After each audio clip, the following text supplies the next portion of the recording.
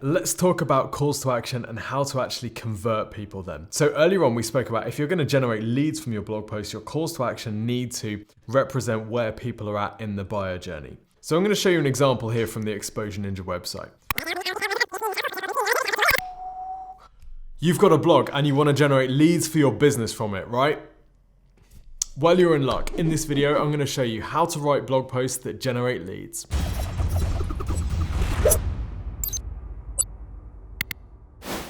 Tim here, Head Ninja at Exposure Ninja. We've worked with thousands of website owners over the last 9 years now to help them generate more leads from their blog posts. And in this video, I'm going to share some tips on how to do it. Now, one of the most important things about writing blogs that generate leads is that they cannot come across as salesy. If they come across as salesy, you destroy the trust that the reader has.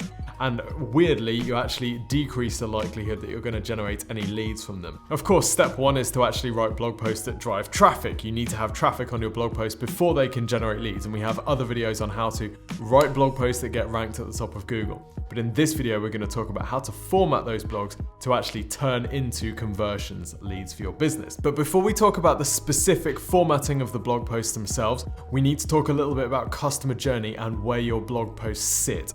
So customers go through 3 phases when they are buying something from your business. These phases are curiosity, research, and intent.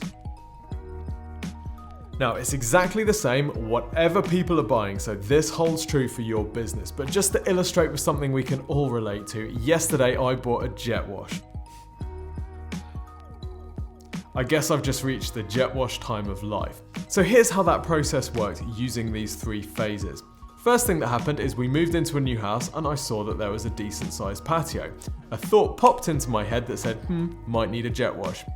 Then we had someone come over and jet wash our patio. Now, even though I'd had that thought, I was not ready to buy a jet wash. I wasn't really considering it. In other words, I had no commercial intent. I was purely at the curiosity phase.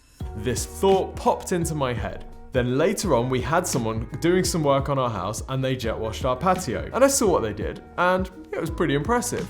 It didn't look very hard. I thought, I could probably do that. I'm gonna get me a jet wash. Now at this stage, I didn't know anything about jet washes, so I had to get educated. In other words, I had to enter the research phase of the purchase. I started looking at information about different jet washes, types, and all this boring stuff, right?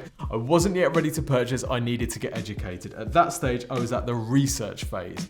Eventually, I found the model I want and it's then time to find somewhere to buy it from. So I start searching for that product and at that point, I'm at the intent phase. So I've been through these 3 phases and your customers will do exactly the same with your business. They will move through these different phases until they are ready to purchase. So where do we want to target our blogs? Well, usually your blogs are targeted at the curiosity and the research phase of the purchase cycle.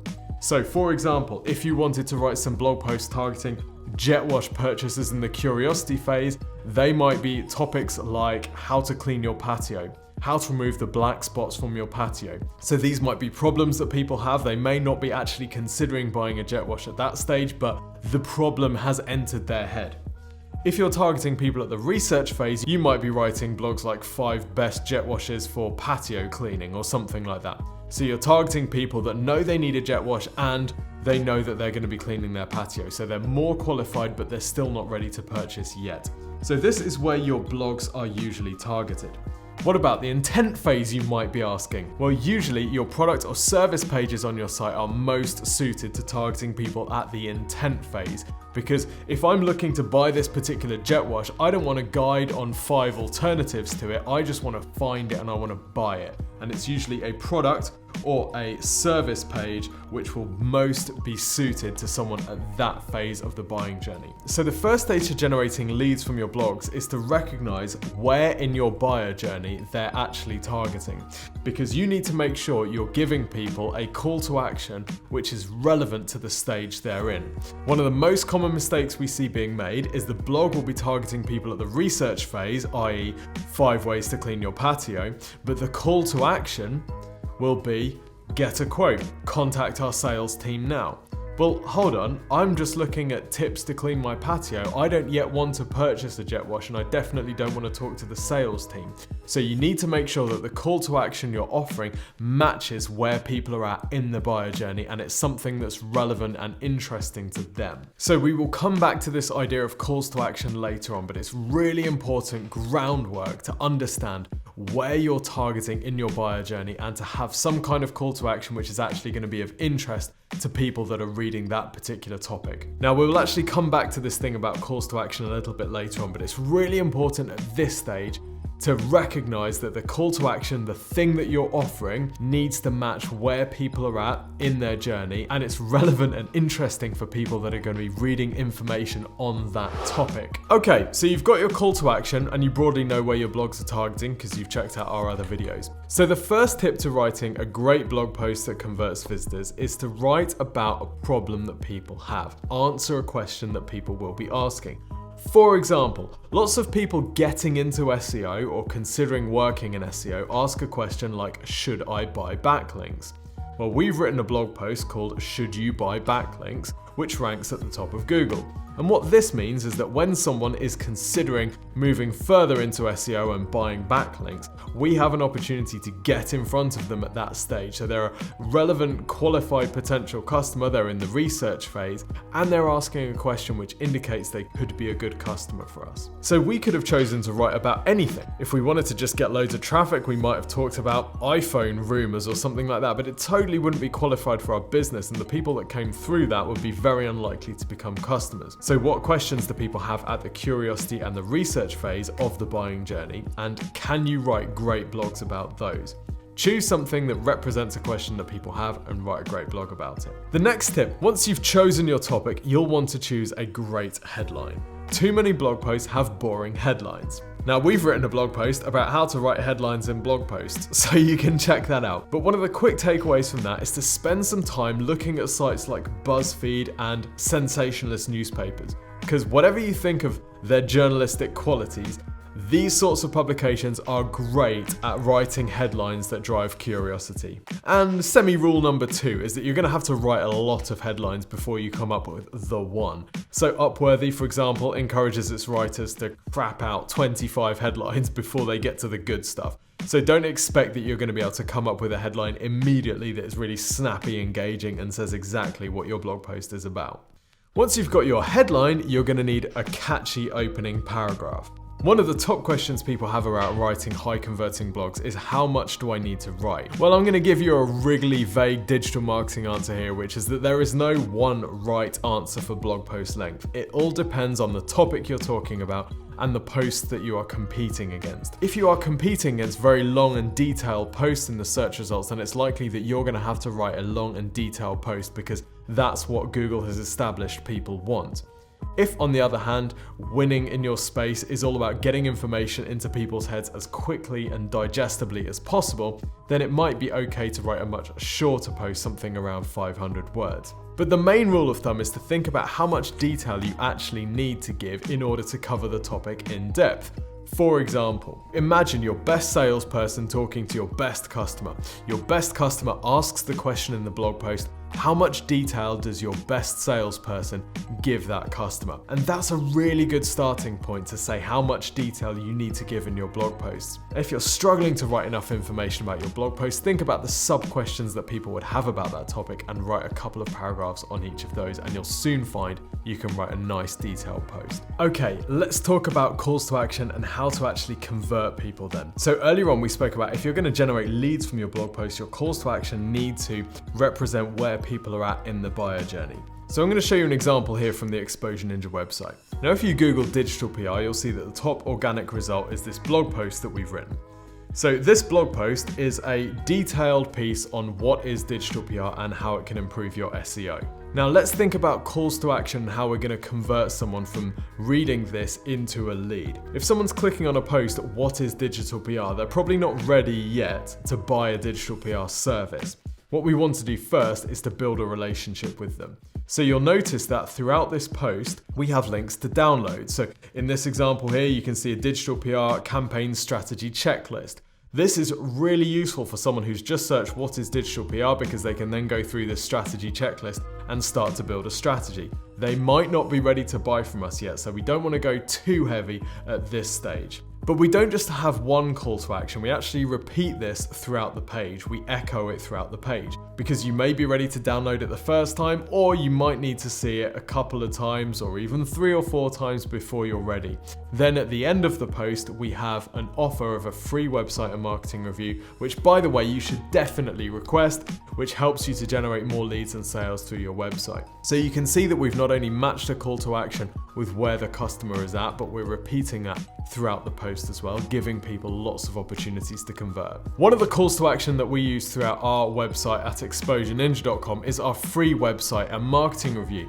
Now, in this free website and marketing review, we take a look at your website and your digital marketing, and we help you prioritize. We look at what you're doing particularly well and where the areas of low-hanging fruit are for doing things like converting more of your website visitors into leads and sales, but also driving more traffic through channels like SEO, paid search, social media. This website and marketing review is completely free of charge, and it's really easy to request. All you need to do is tell us a little bit about your business and your website, and one of our team will record you a 15-minute video which we'll send over to you by email. There's absolutely no obligation to use our services, and it takes just a couple of minutes to request your free website and marketing review. So you should definitely do it. And you can do it from exposureninja.com/review. That's exposureninja.com/review.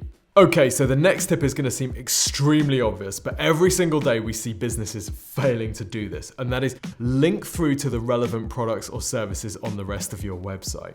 So one example of a blog post that does a great job of this is the British Gas website. They've got an awesome content section, including this post, which is all about what to do if your boiler loses pressure. So this is an information guide complete with little illustrations which helps someone go through the process of identifying what might be wrong with their boiler. Now obviously British Gas has a boiler repair service, so they are doing this to generate leads for their engineer service. So what do? At the end of the post, they say if you need help then you can click to book a boiler repair, and they link through to the relevant page on their website. This is really, really important. So many times when we analyze the Google Analytics for a website, we'll see that the blog's getting lots of traffic, they got lots of people coming through to the post, but they're not going further into the website. When we examine the post, we see it's mainly because they're actually not linking people through to the rest of the website. So they're not giving blog visitors a reason to click through into the more commercially focused pages on the site. Now there is a real danger here of going way overboard and going completely spammy, linking every other word through to the commercial pages on your site. Definitely don't do that. Just like a salesperson that keeps asking for the sale before they're ready, it's not necessarily a good look. But what you don't want to do is force people to hunt around to find the right pages on your site where they actually can convert if they're ready to do so. Now I'm going to talk you through an absolute masterclass of a blog post. Here we have a money-saving expert post all about how to buy a new car. It's called 20+ tips on buying a new car. Bag the latest model and use our checklist to avoid rip-offs. So we've very clearly described what the post is about. We've got tips on buying a new car, which is going to be the keyword that they're targeting for SEO. We've got latest model and use our checklist to avoid the rip-off. So we're explaining what people are going to get from reading this post. Let's have a look at how the post is formatted, because they're doing loads of stuff great. So before we go any further in, we need to think about what the aim of this post is. Why have money-saving experts spent so long writing a blog on how to buy a new car? Well, they've got a couple of different calls to action. Firstly, their email list. They want to sign you up to their email list. But secondly, they have a car insurance comparison tool which will earn them affiliate income when people go through and purchase car insurance. So they're looking to attract people that are going to be in the curiosity or the research phase of buying a car, knowing that at some point those people are going to be buying insurance and hoping that they'll come through Money Supermarket because they're linking it through. Now, the first thing that we notice when we land on the page looking at this on desktop is that we've got table of contents on the left-hand side. This makes it really easy for people to find the section of the article that's most relevant for them. Remember, their goal is to keep you engaged long enough to convert on this page through either email list or car insurance affiliates. So they're really keen on giving you the info that you need, and they're not interested in making you fight through loads of irrelevant rubbish to get there. They're happy to give you exactly what you need when you need it. Now, straight away, they're offering alternative guides as well. So we've got a guide to personal contract purchase, leasing, hire purchase, and personal loans. Now each of those is going to have a separate guide, and they're going to be affiliate links embedded in all of those. So they're going to make money from people that go through any of those and end up buying as a result. So straight away they've got a call to action here, which is if you want more detail about any of these, then you can go into further info. We've got the soft email capture echoing further down the page. More checklists, more downloads, more images. We've got these accordions so people can read more detail about particular topics that interest them. More images, another tip email. And by the way, you've got the tip email sticky at the bottom just in case you missed it. More tip email CTAs, more images.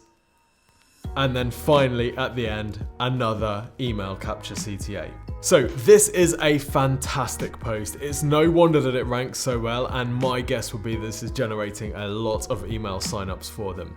Now you might be looking at this thinking, that looks like a lot of work. Well, the good news is that you don't need to go to this extent unless you're targeting a highly competitive term like buying a new car or tips for buying a new car. For most of the phrases that you're targeting, they're going to be much less competitive, so you won't need to bring all of this. So you won't need to go to these lengths. But we wanted to talk through an example of someone that's done a really, really advanced job to show how far this can be taken. So let's recap how to generate more leads through your blog posts. The first thing that you need to do is work out where in your customer journey your blogs are going to be targeted. Remember, we've got the 3 stages: curiosity, research, and then intent. Usually it's curiosity and research phases that your blogs are going to be targeted. So what are the questions, what are the topics that people are going to be interested in at those stages? Then you want to design a call to action that matches people at those stages, so gives them the right amount of information and feels like a logical next step for them. Asking for the sale with someone in the curiosity phase is too soon. So can you offer them a checklist, a download, some kind of resource that helps them get more educated about the topic before you're ready to go in for the kill? Once you've done that, identify the top questions that people are going to be asking and craft your blogs around those. Too many people write their blog posts based on what they want to talk about rather than what their customers are interested in. So it's a good idea to try and find a problem that your customers are asking at the curiosity and research phase and fix that with your blog post. Then you need to come up with a great headline for your post. It's a good idea to use the question that people are asking, but can you spice things up a little bit and make it a bit more interesting? Once you've got your headline, think about your first paragraph. It needs to set the scene, not be too rambly, and include the question that you're going to be answering in your post. Remember, the job of the first paragraph is to keep people hooked to read the second paragraph and so on. So set the tone and make sure that people want to stick around for the rest. Make sure that you're giving enough detail in your posts, and don't forget to include deep internal links through to product or service pages that are relevant for people. Of course, when it comes to generating leads, you're going to want calls to action in your post. So make sure that you're not just having one call to action on your post, but actually you echo it throughout the page if it's a longer post. And finally, don't be scared to link through to other informational posts on your site as well. You don't just need to link people through to the core commercial pages on your site, particularly for people that are curiosity and research stage of the buyer journey. Sometimes they just want to read more information. They need to continue educating themselves. So feel free to link through to other blog posts on your site. Remember, your goal is just not to lose that person. Keep them on your site. Don't let them bounce and disappear back to search. So I hope you've enjoyed this video. Don't forget to give it a like and click subscribe if you haven't already. We post regular videos at least once a week about digital marketing topics. And leave us a comment if you have any questions. We do check the comments and we do respond, usually, sometimes. And don't forget to request your free website and marketing review from exposureninja.com/review. Until next week, see you soon.